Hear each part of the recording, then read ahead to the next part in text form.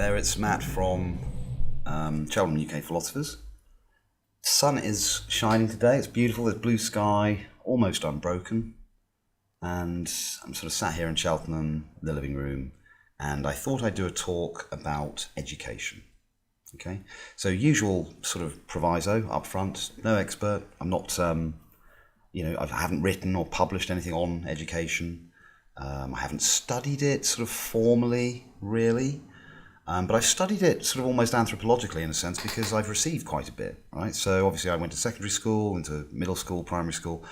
I went to Access course, Tottenham College, when I was like 26, 27 to do kind of, I think they said it was the equivalent of 3 A levels or something. So it would kind of get you prepped for university. Then I went on and got my philosophy BA honours. Then I went on and did a master's degree, and then I went on to do a PhD, but didn't finish it. But as far as I understand it, I've got an MPhil because I got through the transfer report. Right? My supervisor might disagree with that, I don't know. But as far as I'm concerned, I have. If they don't agree, then they should come and tell me. Right. What am I going to say about education? I think that, I'll talk about why I've been sort of actually triggered, prompted, encouraged to sort of give this talk because I've been hearing some things. My the fantastic mother of my 2 children, she's just taken it upon herself to sort of become a teacher in the last couple of years, and she teaches 7-year-olds, right? So I think it's second or third year, and it's some of the reports and stories about the kids and their performance and so on and so forth. Obviously, no names involved or anything like that, but that's prompted this because it's the bits of it have made me angry actually, and it's forced me to try to manage that feeling of anger by trying to understand what's causing these issues, and I will get to these later. But there's some neglected kids in there, and it's horrible to hear about some of these stories. Social services are involved. It's not just about teaching. It's about raising children because some of them aren't being raised. But anyway, I'm going to get to more detail about some of that stuff a bit later in the talk. Okay, but it's important to remember that education isn't just about qualifications. It's not just about formal education, right? You don't have to be educated by someone, or I suppose you probably do, because even if you go off and do your own research, you're reading materials that have been written by somebody else, right? You could do pure research, but you're much better off building on the shoulders of giants, right? There's no point, if you're going to study ants, in trying to, you may as well sort of learn what we've already understood about them, right? Sure, you can challenge some of that and disagree with it, but then you've got to do the kind of experimental work to show the basis of your disagreement, right? So, but look, education isn't just about school. It's not about college and university. It's about what you can teach yourself on your own. And quite honestly, I think most of my education has sort of been done in that sort of way. Really, it's watching YouTube videos, it's reading papers, it's reading journals, it's reading books, and obviously conversing with other thinkers, right? Philosophers, scientists. People with opinions and views and a position on things and knowledge about stuff and some understanding, And so education is all of those things. It's an organic process, and it can be formal, it can be informal, it can be fun, it can be downright boring, right? So like any other human endeavor, it's an extremely varied sort of thing. But I think that there are certain things that sort of underpin a good education, though, because there's such a thing as a bad education, right? So, for example, if I do some of my own research and go online and stumble into a flat Earth group, right? Let's say I haven't had a particularly good grounding in physics, right? Or I haven't had a particularly good grounding in geography, even, right? Or astronomy. There's so many different ways of showing that flat Earth is total bullshit, right? But maybe I didn't have a particularly good formal training in any of these areas. Maybe I haven't picked up a book about, the planets and the stars and stuff like that. And so when I stumble across one of these groups that claim, to have a scientific basis for this, I might be convinced, right? So I might just through accident of chance browsing, 3 a.m. or something, you find yourself some really strange sites. What if I'm one of these kind of guys that are ill prepared educationally when confronted with all this freaking bullshit, right? And you can see how then quickly it spreads. And, once they get acquainted with the language, the various arguments, the little mad sort of scientific, in inverted commas, tests that the flat earthers think they can do to show that they might have a point, that person is now inculcated within that belief system, just as a religious person is inculcated or indoctrinated rather, within a particular belief system. They've got no freaking choice in it, And it's only the strong-minded and the original thinkers, the imaginative thinkers, that can ever really wrest themselves free from these sort of ontological boxes, right? And, for me, that's terrifying enough. I've already spoken elsewhere about that existential sort of agitation at the thought of being within a narrative without knowing it. That just terrifies me. But the thought of being inside a freaking, a belief system as sort of concrete, again, in inverted commas, sorry, I must stop using some of my habitual terms, but, that's even scarier. The thought that you might just be trapped inside an actual belief system, not just some subtle kind of personal narratives about your character, but actually within a system that says, no, this is the case, this book is the truth, and these are the practices and so on that I must submit to in order to be a good person. It sounds crazy now. But, and again, I'm open to hearing all of the various arguments for the positive things that the church gave us in terms of meaning and cogency and social unity. Then I'm willing to go down that road and look at it. And I know that religion is a more complex thing than a bunch of people praying and crying, right? But for me, education requires reason, right? And it requires empiricism. So if you're going to be educated about planet Earth, then you need to know that it's not a perfect sphere. It's an ellipsoid, right? You need to know that it orbits that big ball of fire in the sun. You need, and if you don't know those things, then you don't know about the Earth, right? So these flat earthers are wrong. There is no gradation of truth, right? So, I'm not saying that the current scientific consensus is the truth, but what I am saying is that flat Earth, for example, and there are many other kind of areas we could look at, flat Earth is untrue, right? And until you acknowledge that, you can't make any real progress, to be honest. Because it just makes me wonder what other kind of horrible kind of inadequacies are going on in your thinking and reasoning. Maybe with your dealings with other people, for example. If you can allow something like that through your epistemological filter, if you like, then what else is going through? Right? What else are you prepared to believe? And again, it almost seems like there's an arbitrariness. It's like, well, it's what you believe is more to do with your social situation and conditioning than it is to do with your own inner fathoming out of all these phenomena, right? So education is, good education is difficult, and it's time consuming, and it requires discipline, and quite a lot of the time facing almost impossible looking challenges in terms of understanding, because you always find yourself, if you're going to learn anything, you have to be doing stuff that is harder, that is kind of beyond your current capability, I think. Right? Imagine you only ever played chess against someone that was absolutely terrible. I can guarantee that you will learn less from 100 victories over that person than 3 defeats against a grandmaster. Right? So, this is where it sits quite awkwardly, perhaps, with some of the kind of spiritual messages, which are to kind of, don't seek anything outside yourself, settle back and just enjoy the sunshine, meditate, spend as much time away from the kind of detail of your personal narratives and stuff as you can. But education, obviously, requires effort and concentration and focus and probably ego, right? I think if anyone denies the existence of ego within education, I think they're probably lying. People want to be well regarded for their ideas, and may well be because of they want the ideas to be right. But I think without any sense of personal accomplishment and so on and so forth, I think there would be probably 1/10 as many academics, right? Just putting that out there. There's also kind of like the nature of knowledge to just briefly sort of consider, and I think there's certain things that we just come with that can just be shown. So, you don't necessarily need years and years of schooling to equip people with some of these kind of like basic toolboxes, perhaps, right? So, there's a really, really good example of this, actually, that's just occurred. It's, which one is it? I think it's the Meno, I think, Plato's Meno, and Socrates is trying to prove to someone, I can't remember, is it Thrasymachus? I don't know. He's trying to prove to somebody that certain kinds of knowledge are innate, right? And we come with them, right? They're a priori.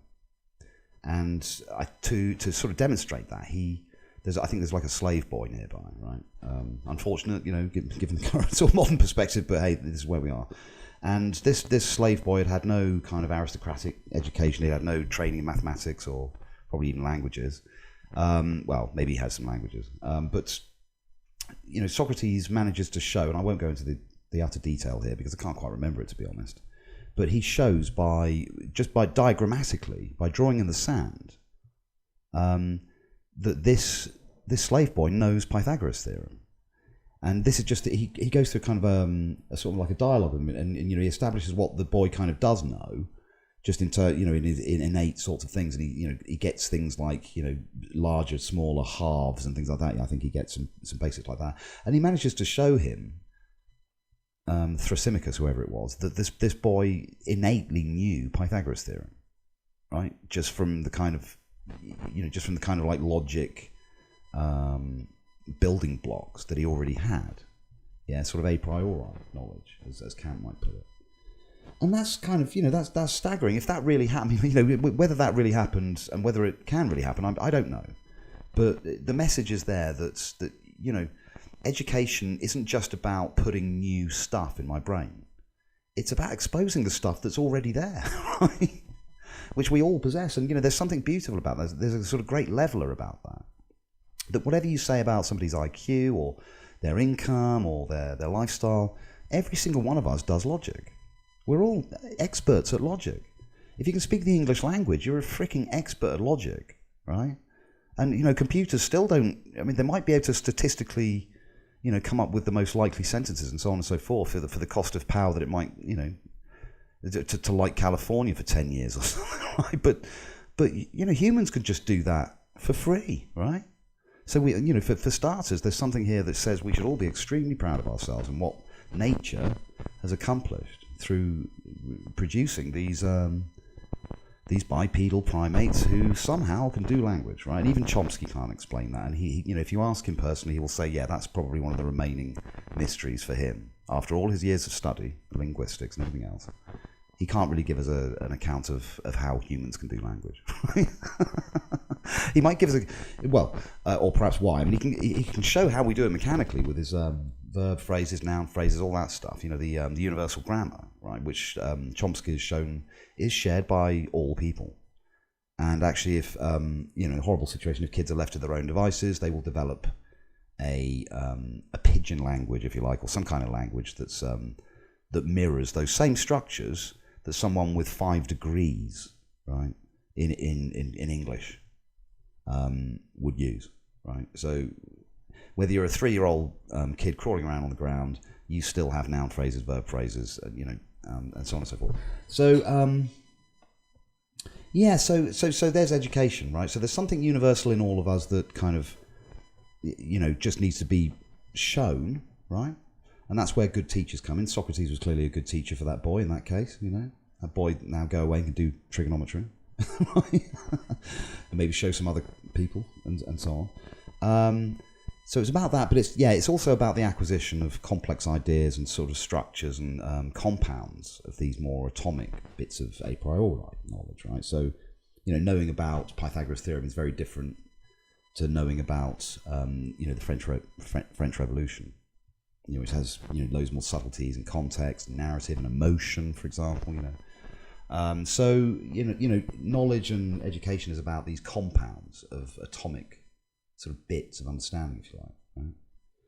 Right? And grammar is obviously part of that, interestingly. So what am I going to say about education? So let's start with formal education in Britain, because that's the only one that I've really experienced.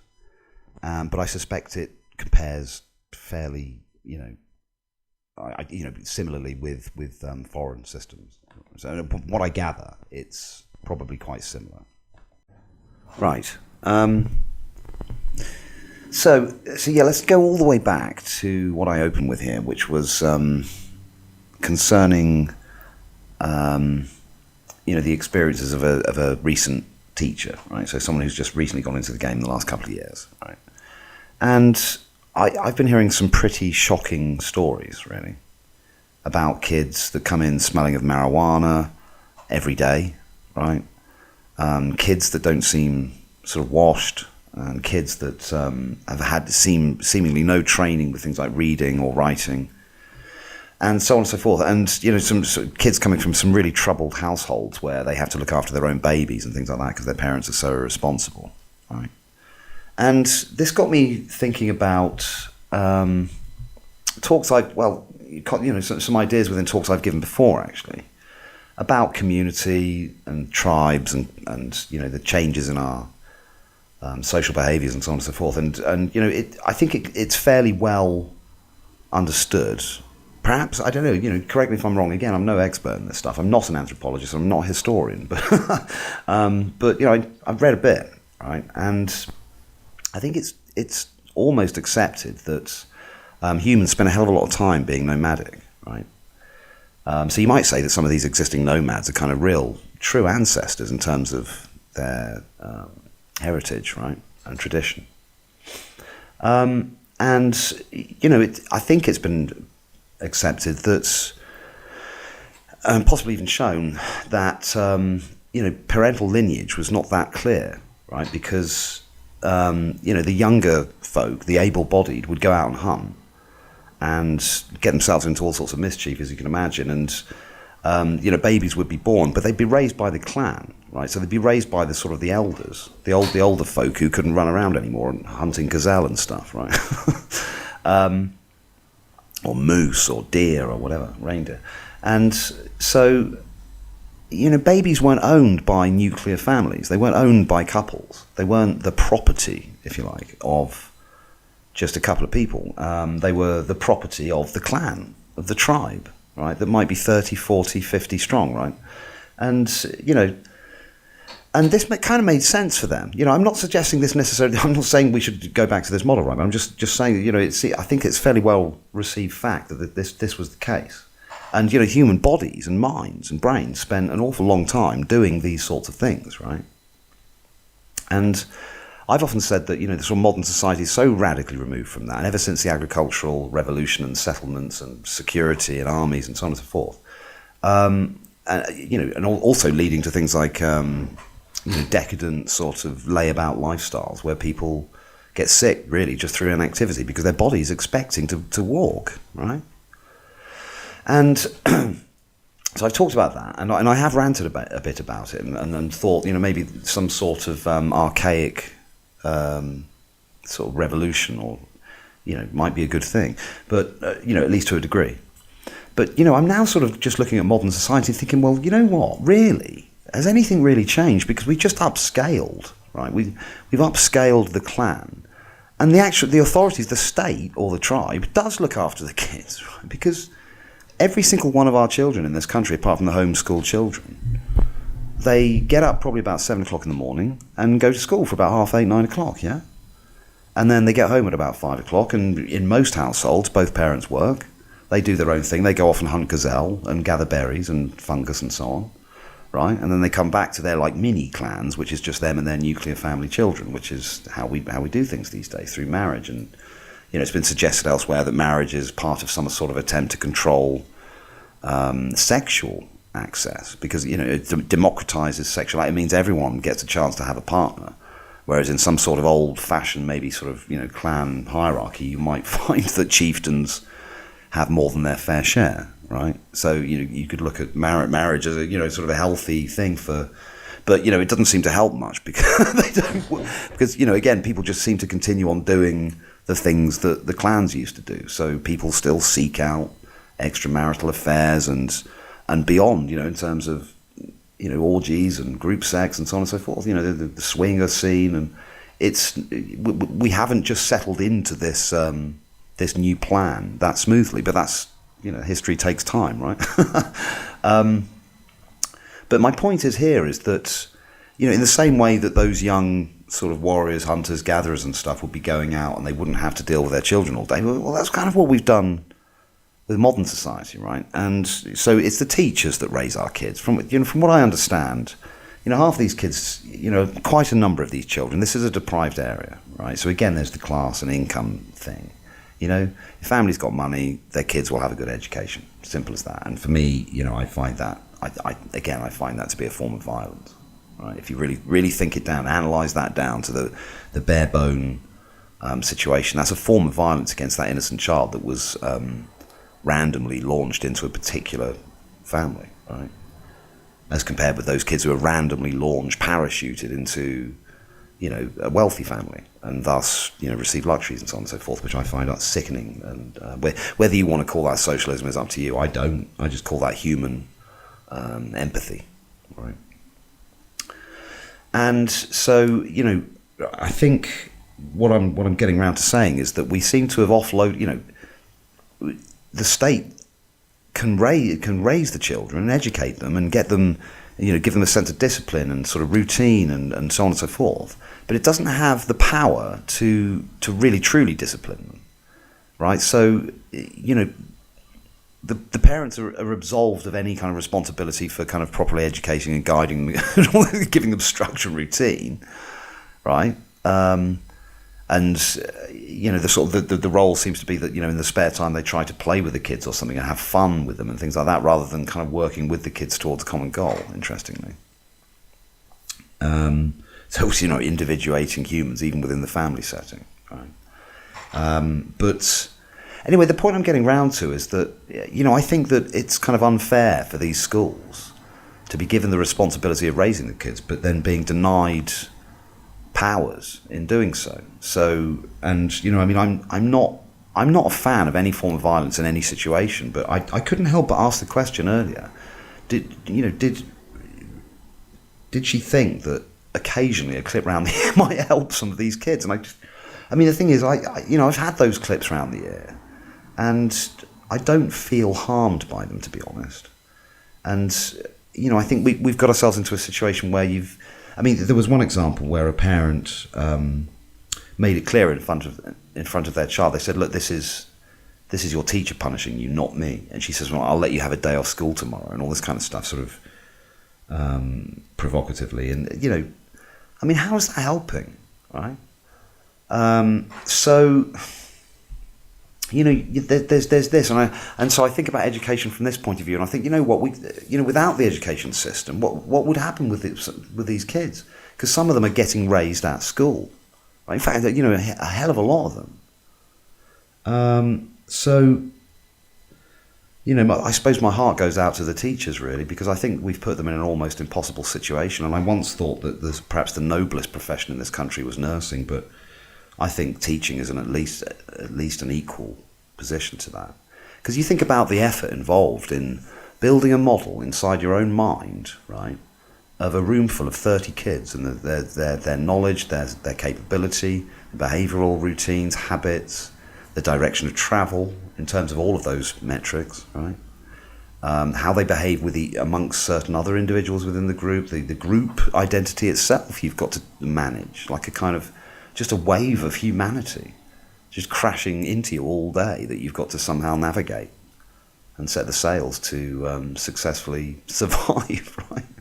It just sounds impossible to me. I remember I did, it's many moons ago now, it's probably about 20 years ago or something. I did a couple of open days at schools. I thought maybe I should try teaching, right? Because I'm a philosopher, and I went to an open day at one school, and I think it was in quite a challenging sort of school. But I was terrified, and I stood by the sort of the teacher's desk, who was probably 10 years my junior, and she says, "Don't worry, they don't bite. Go and have a chat with them." And in the end, I got down and had a pretty good chat with them, and it was pretty cool. We had a bit of a laugh actually, but I knew that day. I thought, no, I can't do this. This is way beyond anything that I could manage as a human being. Perhaps I'm a little bit ashamed to say. I think, yeah, sure, if I really, really worked hard, but I'd kill myself to try and do this. It's just not my thing. And I think that there are certain kinds of characters who can do this, and they're extremely resilient, stoic characters, right? So there's this kind of perspective on things that, a lot of these schools are raising our kids, right? And we're glad of it, to be honest. There's a hell of a lot of parents who are, absolutely like relieved when their kids go to school because they think, finally some spare time, right? But that's where we are with that. But there's the other aspect of education, which I think is more sinister. And, this is something, again, it sits awkwardly when you're talking to teachers and stuff because they put their heart and souls into this. But for me, they're not too dissimilar to sort of training camps for consumers, really. And they encourage, obviously, compliance and obedience. Chomsky's talked about this, and he said, our state education, this is America, so I can't necessarily speak for it or necessarily even compare it with our own. But, they don't necessarily encourage kind of independent thinking. They encourage conformity in thinking. And then, so the kids that behave themselves basically rise to the surface, and they tend to have quite conformist thinking. So nothing ever kind of really changes because of this. It's great sort of fuel for the status quo, right? So, so schools are many things, but really, I think it's partly because of the lack of parental, investment in disciplining and raising children properly. If there is, I'm not saying I have the perfect model. Here's a diagram for perfectly raising children. I'm not saying I have that or anybody has that. But there are certain aspects of it that we all know, right? Children need structure. They need routine. They need. I'm beginning to sound like, I don't know, quite authoritarian there. Is that really the case? But I think it is because, our kids. I don't know. Our kids seem happy, and they. Let's see how it goes, right? But I think they just do because otherwise they'll just run riot. Kids need to understand that running off the edge of the cliff is I've never hit my children. I smacked Sophia once on the leg because she was getting herself tangled up. I said, Sophia, stop that. And she's getting herself tangled up with a Hoover. She was, how old was she? 6 or something, 6 or 7. And she wouldn't stop doing it, and you're going to hurt yourself. And she used to do that sometimes. She'd run into walls and, head-butted doors and things like that. And she just wouldn't stop doing it. So I sort of tapped her on the leg. I regret doing it. I hated it. But I think there is a case for doing that if they're on the brink of actually harming themselves, right? And it brings them up sharp. And it's like, whoa, he really meant that. He really meant that I should not do that. And you know what? She behaved herself for the rest of the holiday. She didn't. She snapped out of some of that really, silly, chaotic behaviour that was just. It just wasn't fair on Caitlin either, right? Because we were all trying to sort of have a good time, and Sophia's just kind of basically going mental, right? But so I wonder whether, the schools should be given a little bit more kind of authority sometimes with the kids. But then on the other hand, I'm thinking, should the kids be there in the first place? Really, and this is where you get into the kind of idealism, and I don't mean metaphysical idealism. I mean sort of social, political idealism, because.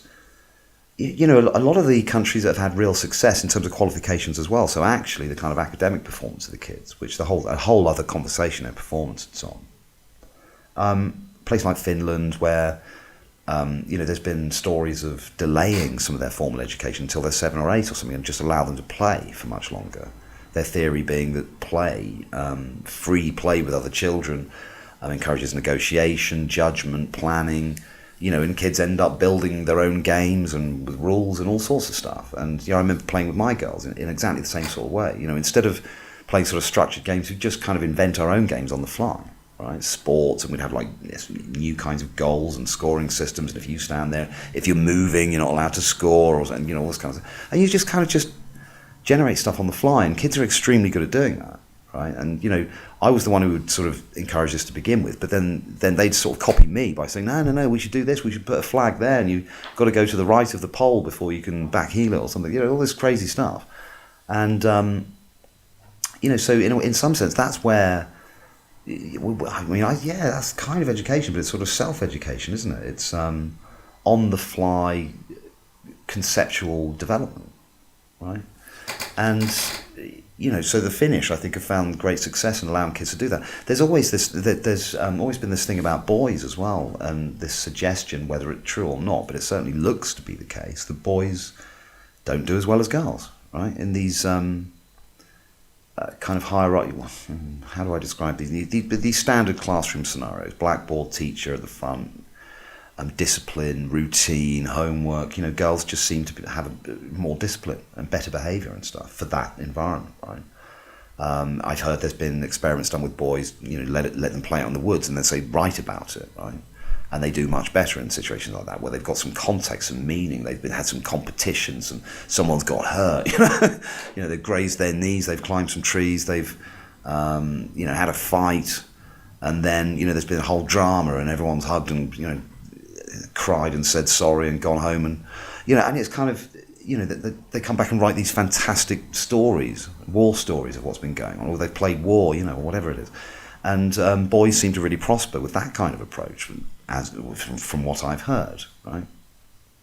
And so here we are, we've got this kind of teaching system, this schooling system that's heavily performance orientated, right?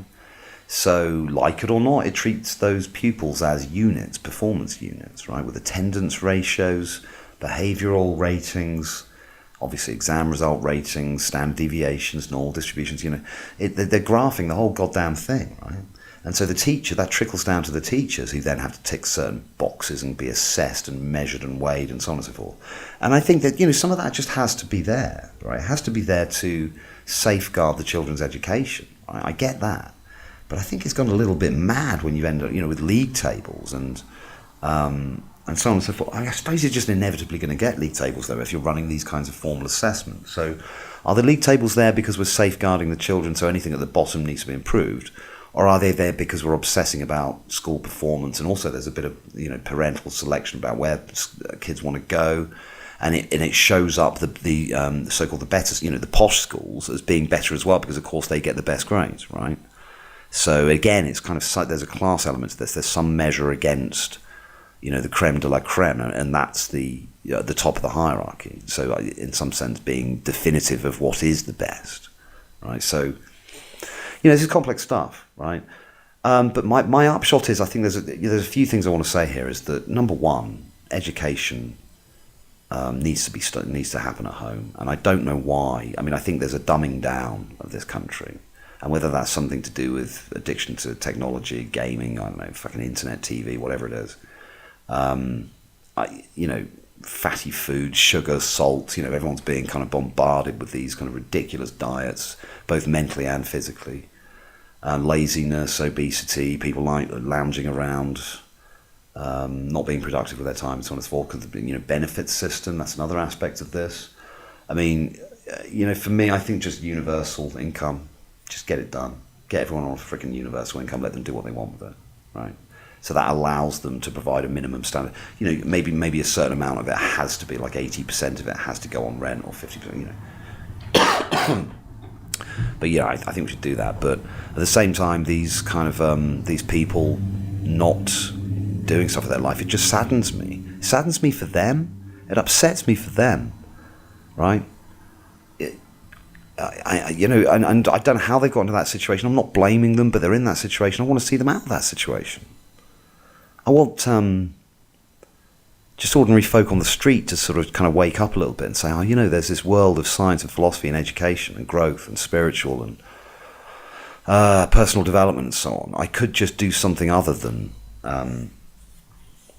say football and EastEnders, right, and curry night. I could do more than that. I could make my mind a more interesting place. I could teach myself maths, right? Let's say I failed maths or something. Let's go and do a maths GCSE. Do something that I can't do, right? I remember, I used to have this funny fear of heights, right? And again, I don't want you thinking that I hail myself as some kind of freaking hero. I'm just giving you life examples for me, because I've been a dickhead most of my life. I'll be frank with you, I've been an absolute tit, right? Excuse the language, but it captures that, because I can say it emphatically because it's true. Right, so I want to share that with you and say, look, don't do that, right? I'm only just kind of waking up these last few years, quite honestly. I mean, there's some sort of story unfolding. I've always had this philosophical inclination, did the degree in this and so on and so forth. But it's really important to me now. It's given my life meaning, and it's something I want to share because it's helped me, right? And I've seen it help others, many others. So I think that, this education thing I'm talking about, so schooling in Britain could be improved by the parents, right? Because we complain about the performance of the school, we expect the teachers to do better, and but we need the parents to do better somehow. And I think that really that's just a case of spreading the word. You can't force people to do things, but just try and popularize science and philosophy and reason, right? Mysticism's just there for the ride, whether we like it or not. It's within academic circles, intellectual circles. I'm a bit mystical because I think there's something deeper and more special going on than these individuated materialistic robots that conventional science would have us believe in. Because we're much more than that. I think we're part of a grand foliation of some purposive natural agency, meta-agency. Some might call it God. I might sometimes, depending on my mood, depending on the company, and depending on how it's going to be interpreted, because it's not the bearded guy in the sky of monotheism. It's something altogether more interesting and richer than that. If I was going to sort of offer up any unthinkers that I would say go and listen to them, I might say Matt Segall, actually. Yeah, in fact, I'd almost certainly say go and listen to some Matt Segall and his process theology. It's some of the most beautiful speaking and teaching I've ever encountered in my travels, and I've listened to a hell of a lot of lectures because I don't get out much. But so education, I think as a society we have a responsibility to help each other, open each other's hearts and minds to better, more interesting and progressive and ultimately satisfying ways of thinking and living. Okay, so there's that. And that falls with all of us. But also, we need to underemphasize the formality of education. It's not about the certificates. It's about kids actually learning some maths and English and having fun doing it, right? And if that means just getting a bunch of guys out and say, you go and build an engine, go and build a bridge, right? And obviously with supervision, but kids love doing stuff, right? So get them to build a climbing frame, right? How do we build a climbing? Well, we need to do some freaking metal work, right? And so get some get some tools, build a playground. What is a seesaw, right? They're learning geometry, they're learning about weights and measures and balance and stuff. Get them to build one, right? Get them to just start simple, dig some holes. Build a house, build a rabbit hutch. That gets them into measures, geometry, dexterity. There's so many kids turning up at school, they've got no freaking dexterity because they're not doing any craft at home, right? They're not making things, they're not doing art. It's too messy for some people, and it's like, just playing on the freaking PlayStations, which is fine. I get that. I'm a gamer myself. I love a bit of PlayStation. I play games with my girls, right? Some of this Roblox stuff is strangely compelling, right? Thankfully they're more into Fortnite, which I don't play because I don't know, it's a bit tedious for me. I'm an ex-WoW player, so I like a bit of more richness and tactics in gaming. But although I have been playing Baldur's Gate again, which is freaking awesome.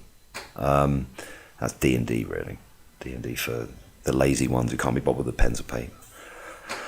So yeah, there it is. A lot of waffle here. I hope you don't mind. So. We should underemphasize qualifications and overemphasize actual learning. Everyone gets so stressed out about learning because of the GCSEs and the formality and the league tables and the performance, blah blah blah blah blah blah blah. That the actual object of education has been forgotten, which is learning and fun. Yeah. Maybe we should go and look at the Finnish system. Maybe that kind of thing should be universalized. Like, get the kids more involved in making their own rules as well. Because if you try and impose these top-down iron fist or autocratic systems, kids don't like it. People don't like being bullied and pushed around. I mean, Christ, I get emails. They send sniffer dogs around the school. The police are there. They're suited and I don't like that. I just don't like that. Because what about those poor kids whose parents like smoke weed all the time, right?